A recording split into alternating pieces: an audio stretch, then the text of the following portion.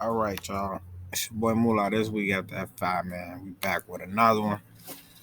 We talking about Uncle Jeff, how he helped the squad with that 29. We thanks, Jeff. Good job, Blake. Y'all pulled through. Landry, thanks. Appreciate it. Bring that same energy to game five. I mean to game six. Let's end it, all right? What you got to say, Aunt? We saw on Sunday, right, back in Milwaukee. Skip, you talking? And Okay. I thought, the refs are going to let him play again. Well, they didn't after this, but he just took the ball right away from him. It seemed to me, Skip, is that early on, KD was playing for calls, and then he said, "To hell with it. If you call it, you call it. If you don't, you don't. I'm going." Three times in the first quarter, they just took the ball away from him, knocked it out of his hands. And usually he plays so strong with the ball in his hands. So the other things that went wrong for Kevin Durant in the first quarter was that he had a foul on Chris Middleton on shooting a three that was just you're better than that, Kevin. Right. You know better than that. They had a shot clock violation with 8:25 left in the game, and it was mostly because Kevin held the ball too long because he didn't know what to do with it.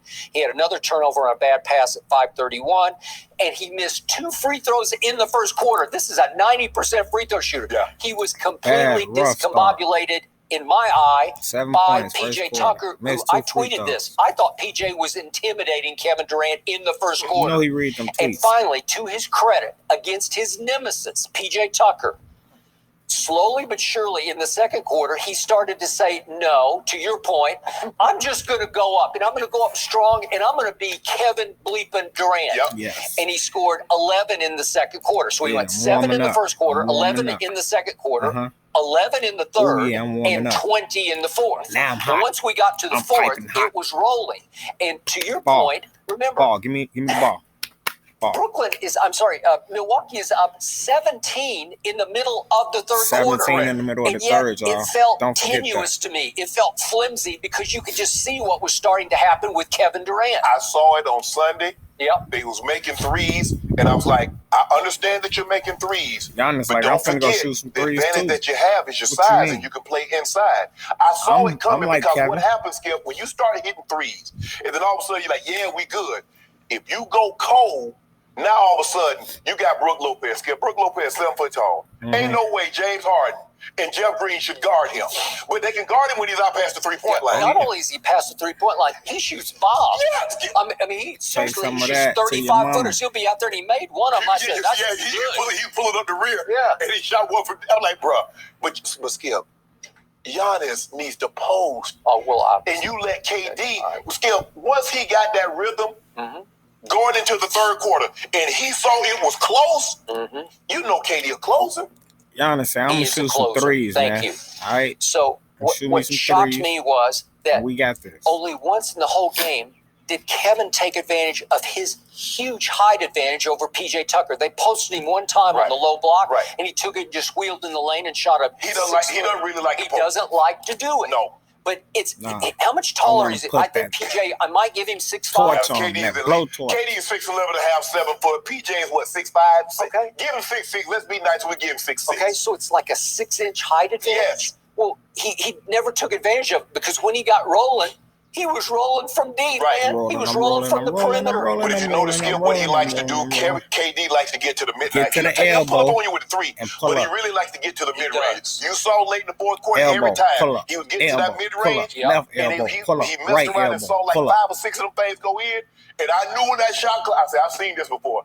And I said, y'all better not let KD touch this ball. It was 3. Don't let him get it. I said, uh-oh.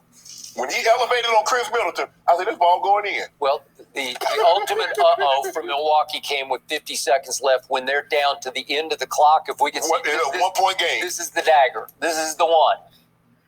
Skip, I said, don't let him get it. Don't let him get it. Don't let him get the ball. Go up, and he didn't even have his balance. He's falling sideways, and that's the ball game right there. To me, psychologically, this is the dagger. This is the dagger. And Chris Middleton's a very good defender, but he goes about 6'4". I got it going. I got it going. Baby, I'll cook it. Okay, back to best player on the planet. If we could hear, please, what Kevin said after the game about his overall abilities that get underestimated and devalued, I believe. Just let this sink in, please. Right. See, I could have did this. Sure.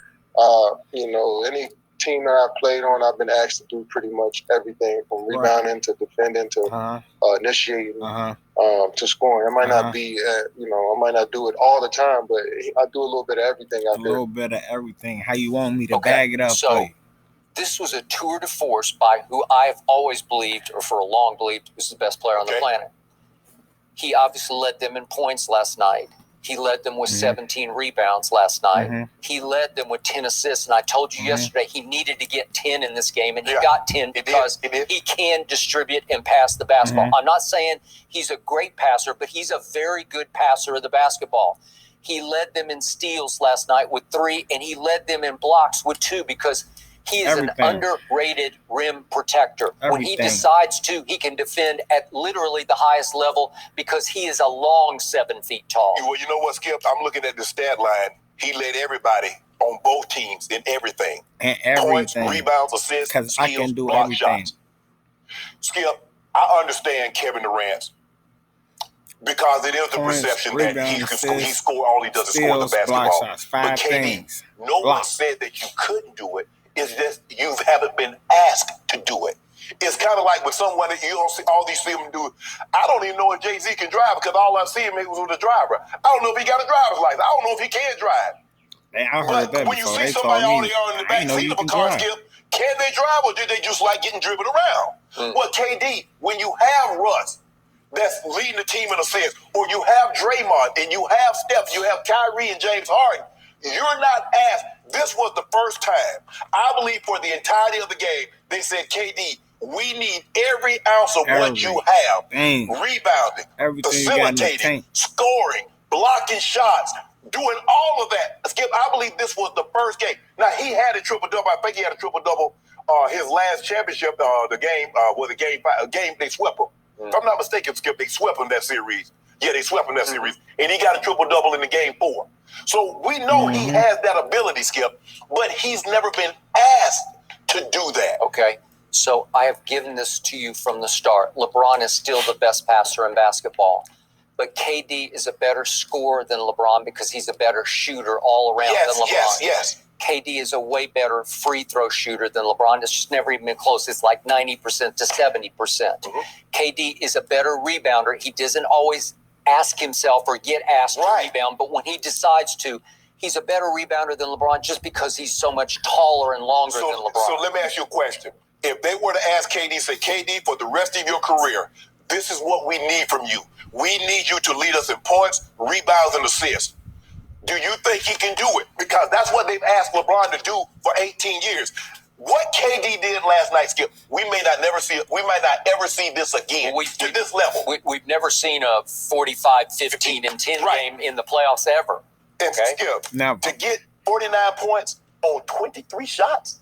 Most efficient scorer I've ever seen. 23 shots. And in the end, I believe he's a better defender and obviously rim protector than LeBron just because of his size. Well, he's a better defender, maybe a better defender now. But in his prime, shots. He couldn't see LeBron on the defensive end, Skip. You know that. LeBron can sit in that chair. Different ways. Yeah, LeBron in his day could sit in the chair. Kevin, obviously, he can't even get down that low. He's like a praying mantis. That's right.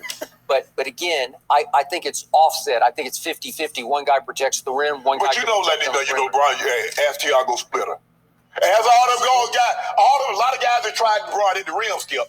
A lot of them have tried it. Wait, you mean the Thiago who can't out-jump me? Oh, he tried it. He tried it, Skip. But you know what, Skip? Today is all about KD. Today is about KD. KD, you give it up. I'm giving it up. He is the best player on the planet, at least for today. About time. You admit it. You admit it. All right, guys. Good job, Katie. Take them out, man. Keep that sniper on lock. Put the silence on there. Just go on here. Take them out. All right, it's your boy Mullah. We got that fire. We'll be back with another. And I'm out of here.